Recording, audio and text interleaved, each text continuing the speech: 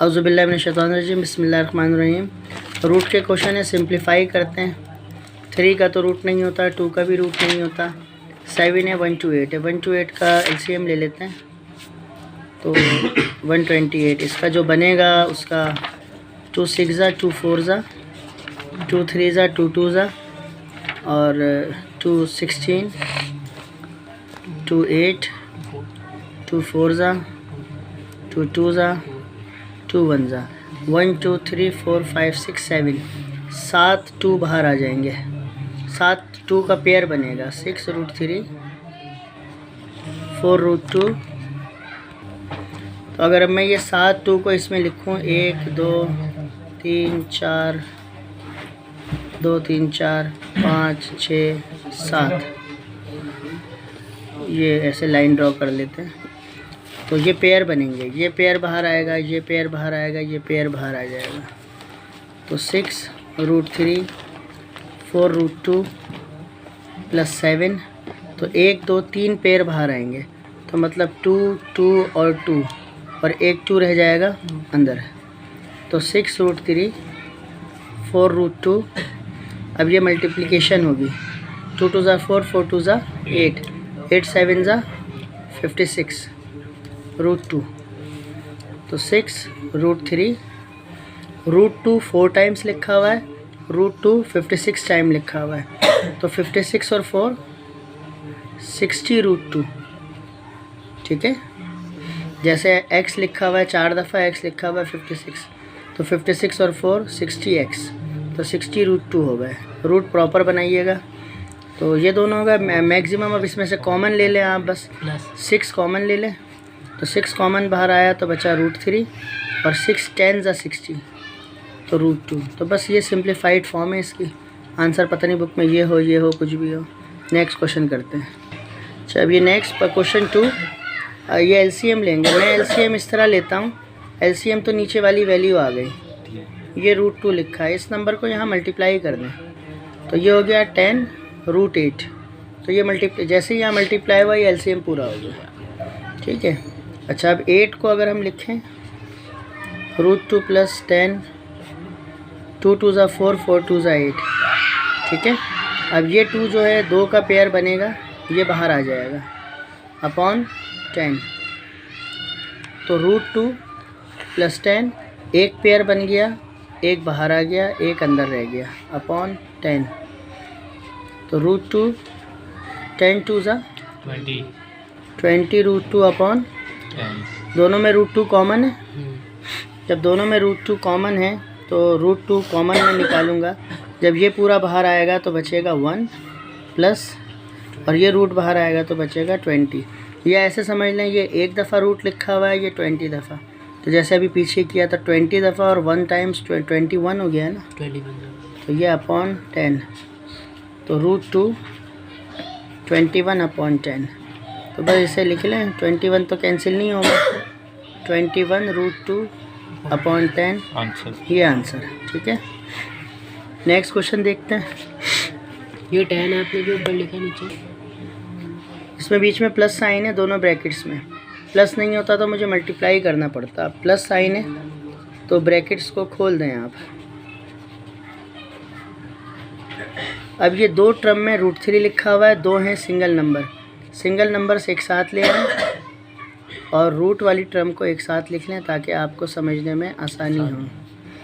तो 13 और 7 20 plus minus, या आप रूट कॉमन ले लें, रूट 3 कॉमन लें।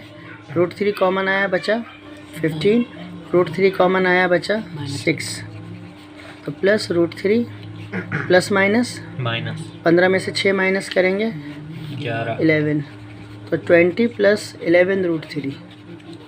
15 में से 6 माइनस हुए 9 बचे। ये 9 बचेंगे भाई, इसको करेक्शन कर लें, आप लोगों को चेक कर रहा था मैं। वो तो अब डायरेक्ट 3 के बाद 7 करते हैं क्योंकि बीच में सिमिलर क्वेश्चंस हैं। अब ये वैल्यूज़ लिखी हुई हैं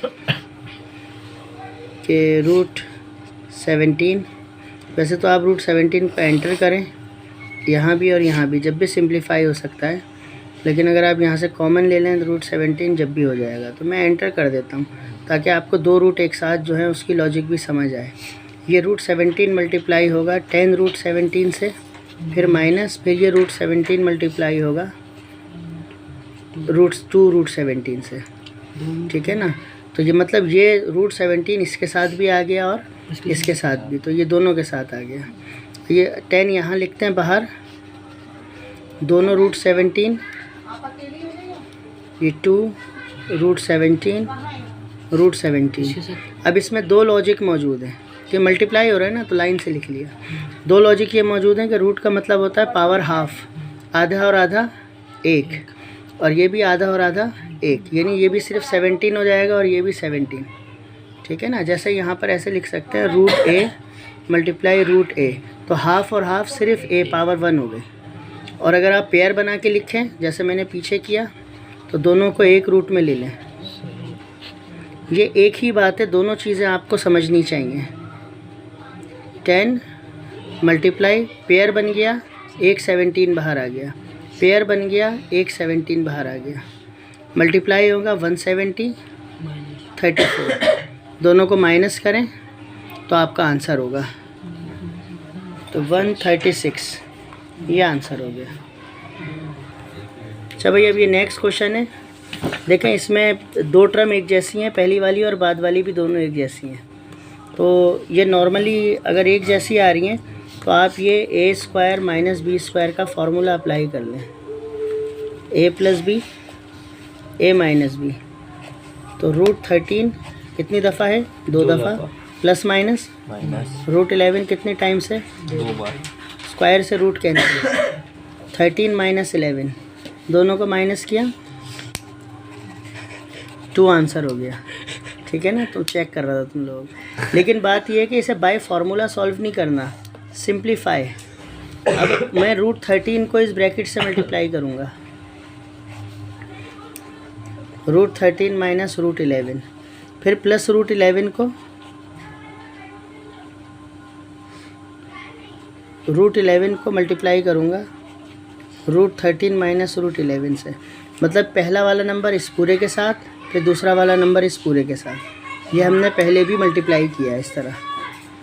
अब ये रूट यहाँ पर मल्टीप्लाई होगा, पहले इससे और फिर इससे, तो रूट 13 दोनों एक साथ आ जाएंगे, फिर रूट 13 और 11 साथ आएगा, ठीक है। रूट 11 रूट 13, फिर ये प्लस साइन, अब ये यहाँ पर मल्टीप्लाई होगा और यहाँ पे भी, तो root 11 root 13 root 11 root 11 root 11 root 11।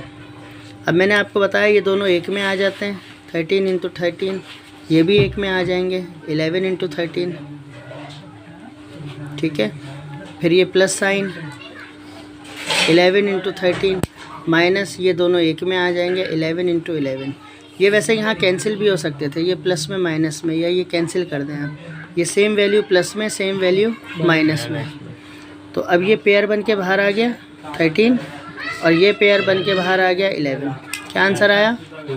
तो आप चाहे सिंप्लीफाइड फॉर्म करें या फार्मूला अप्लाई करें, आंसर दोनों तरीक़ों से सेम ही आता है। लेकिन जब सिंप्लीफिकेशन होगी तो आप ऐसे करेंगे, ठीक है। बेहतर तरीका ये है फार्मूला अप्लाई ना करें, क्योंकि बाय फार्मूला होगा तो ऐसे करेंगे और सिंप्लीफाइड फॉर्म इस तरह होगी। अच्छा भाई, अब ये क्वेश्चन सॉल्व करेंगे। अब ये मेरे पास जो है 3 रूट 6 माइनस 4 रूट 5, ये पावर कभी भी अप्लाई नहीं होगी जब तक ये माइनस हो रहा है या प्लस हो रहा है। हाँ, अगर ये दोनों मल्टीप्लाई हो रहे होते तो मैं पावर दोनों को बांट देता। ये रूल याद रखिएगा। ये बनेगा whole square formula, a square minus 2ab plus b square. ये ए है, ये बी है, ये ए हो गया, ये बी। ए स्क्वायर माइनस 2a, ये भी डब्बा ए का है, ये भी डब्बा ए का है। याद रखें, पहला वाला नंबर 2 दफ़ा, दूसरा वाला नंबर 2 दफ़ा। ये फार्मूले में ज़्यादा आसानी है कि डब्बा बना लें। तो पहला वाला नंबर पहले 2 दफ़ा, दूसरा वाला नंबर बाद में 2 दफ़ा, ठीक है। ये स्क्वायर 3 पे आएगा, 3 का स्क्वायर, ये स्क्वायर रूट पे आएगा, माइनस 2 3 ज़ा 6, 6 4 ज़ा 24, रूट में 6 और रूट में 5 लिखा हुआ है। ये स्क्वायर 4 पे आएगा और ये स्क्वायर √5 पे आएगा।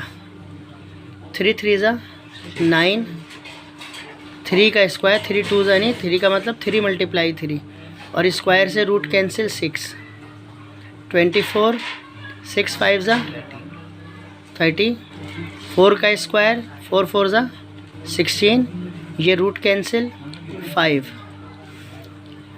6 9 ज़ा 54, 24 √30, 16 5 ज़ा 80। अब ये दो सिंपल नंबर हैं 80 और 54 और ये लिखा हुआ है रूट के साथ, तो ये दोनों प्लस हो जाएंगे और -24 √30। ठीक है, अब ये भी आंसर कर सकते हैं आप, वरना इसमें से कॉमन ले लें, उसको 30 को रूट से निकालें।